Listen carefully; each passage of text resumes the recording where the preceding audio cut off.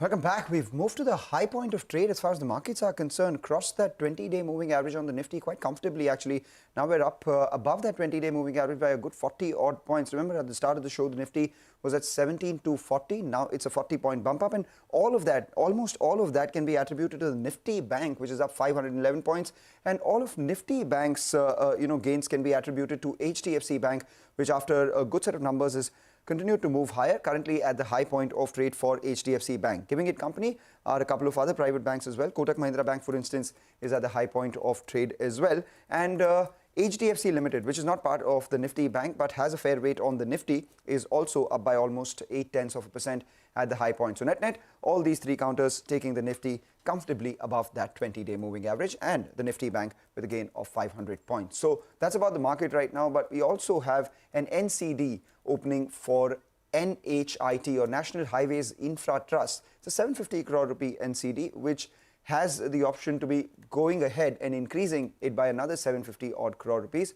What's the purpose of this NCD, the returns it could provide to investors, etc.? And to get an outlook on the NHAI order pipeline going ahead, we're now joined by Suresh Goyal, who's the MD and CEO at National Highways Infra Trust. Remember, it is listed on the exchanges under the InVIT route, and currently it's trading at a price of a little over 110 odd. Thanks a lot, Mr. Goyal, for joining in. First up, if you could tell us what is it that you will do with the money that you will get? How much more are you looking to invest in terms of getting more assets?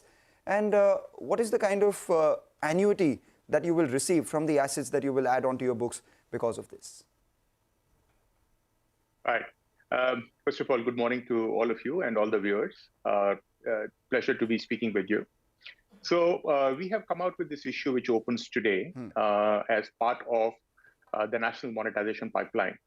So though I'm sure all of us are aware that the government has a very ambitious target under national monetization pipeline, and the capital that is being raised would be used for further development of Indian infrastructure. Within that, the National Highway Authority of India has the largest share at 26%, which works out about 1.6 lakh crore rupees. That's a pretty large number. So our InVIT, National Highways Infrastructure Trust, or NHAI InvIT, was set up a couple of years ago as a mode of monetization of assets. We raised 8,000 crores last year, and now we are in the market to raise another 3,800 crores, which is to raise capital for the 3 roads that NHAI has offered to NHIT. The purpose of this fundraise, which is through the NCDs of 750 plus 750 crores in aggregating to 1,500 crores, is to part fund that. We would be looking forward to raise more capital as NHAI transfers more roads to its InvIT, because NHAI has perhaps the largest share of operating national highways which need to be monetized. And NHIT's success thus far gives us confidence that we will be able to raise more capital and help the national monetization pipeline. All right. Hi, Mr. Goyal. Thanks so much for giving us some color on that. You're going to be looking to raise more capital. Could you quantify how much is that, and by when will you be looking to raise an additional capital from here on? So it is already in the public domain that that NHAI has given us another round of roads, which is what we are calling as round 3. The work on that will start next month, and that we hope to complete by March next year. So as of now, they've given us another 5 roads. Just to set the context, we got 5 roads from NHAI in the first round, right, which is aggregating about 390 kilometers. Right. And the current round is 3 roads, which is in distance terms aggregating to 247 kilometers.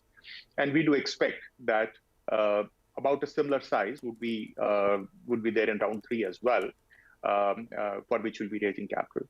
So with in the prospectus that, in the prospectus, just to conclude, in the prospectus that was issued in round 1, NHAI has said that in addition to the first round, they will be looking to give us 1,500 kilometers of roads over a period of 3 years. So that's a kind of a bookend as far as next to 3 years plan is concerned. Right. So, just to take that point forward itself, from an investor's standpoint, what is the kind of annuity these current 5 roads that you have generate? And incrementally, with the more roads that you will get in the second round and the third round, what is the annuity potential of that? I mean, we just want to understand that from the perspective of the kind of money that the company can annually generate and distribute to its unit holders? Yeah, that's a very good question. So the roads that have been given to the InvIT are in the nature of toll roads. So they are not annuity roads as such. They are toll roads in which the trust tolls the traffic on these roads. These are concessions. In the first round, it was 30 years. In the second round, it is 20 years. So overall portfolio has a weighted average of circa 25 years of concession period. We are able to toll these as per the terms that are set out in the concession agreement. And just to confirm to our viewers that these are standard concession agreements that are there for all the toll roads in the country. In aggregate, this year, we are expected to earn a revenue between round 1 and round 2 put together for FY23, circa 800 to 850 crores, with first round being about 550 crores and the second round being about 330, 340 odd crores. So that's a kind of broad numbers that is about the size of our business as we speak. In terms of toll roads, and this is important for potential investors looking to invest into this NCD, that toll roads as an asset class, and globally infrastructure is a very large asset class, and toll roads perhaps are the largest asset class within that in the world. The toll that we collect from the users has got two components. One is the traffic, and the second one is the tariff. And both of them are expected to grow in the future, given that the traffic is growing as the country grows, and the tariff has got a inflation pass-through. Yes. So that is why, as we sit at a time when the inflation is high, these are good asset classes to invest into. Okay, that's about the rate. It'll go up. I mean, in a highly inflationary environment. But could you give us a sense about traffic? What is the kind of growth are you looking at? And also post the implementation of FASTag, must have got some legs, right? How have things improved? FASTag has been truly transformational. So let me take the second part first. Second part of your question first, but this is just more exciting part of it. Just like UPI, FASTag has been truly transformational for the road sector and for the country also, because the efficiency that has brought in has been just phenomenal. So currently, all the toll plazas across the country have FASTag. I'm sure you and I and others have used them, and we are quite satisfied with the way they work. Circa 98% of the total revenue collected currently in the country as well as in our portfolio is through the FASTags. And given that these provide absolute transparency and almost real-time information, as well as a very, very data-rich information about the kind of traffic that is going on these roads in terms of categories of vehicles, in terms of trip lengths, passes, single trips, etc. Is just phenomenal, because we will be able to harness this as we go forward. Right. So that's around the FASTag itself. Now, the first part of your question was around what kind of growth numbers.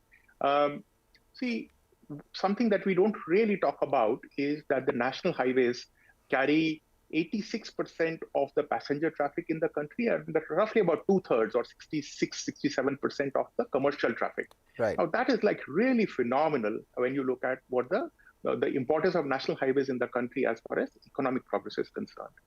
In our portfolio, which is 8 roads, they are located in GQ and North South East West corridor. The share of commercial traffic is higher. Our share of commercial traffic is 80% plus. So there is a very high degree of correlation to the GDP. So as proud citizens of this country, if we believe that our GDP is likely to grow over a longer period of time, then we do expect the traffic on these roads would also be growing phenomenally well. Take that point, Mr. Goyal. Thank you for the macro explanation of why highways are important, etc., and the kind of share that you have from commercial. But getting back to micros, and quickly before we let you go, running out of time, the distribution of the money that you generate, what proportion is ascribed for distribution to unit holders, and is that likely to increase going forward? And secondly, on this NCD that you've raised, can you tell us what the taxation policy is? Is it going to be exempt, or is it not going to be exempted? Because that would make a big difference to the kind of investments that people would make at 7.9% coupon. Sure. So the waterfall for the cash flows after we receive the revenue is for paying our costs. And then after that, first thing is for meeting our debt obligations, including the interest and redemption of the NCDs that we are talking about. So they sit first in the queue above anybody else, and certainly above the unit holders. And that is what gives confidence to the investors who are likely to come into these bonds. These bonds or NCDs are giving a coupon of 7.9% payable semi-annually, and an effective annual yield of about 8.05%, which compares very well vis-a-vis fixed deposits and other similar instruments in the market. And mind you, these are extremely long dated, 25 years, which is what you will be able to lock in if you're an investor coming in today.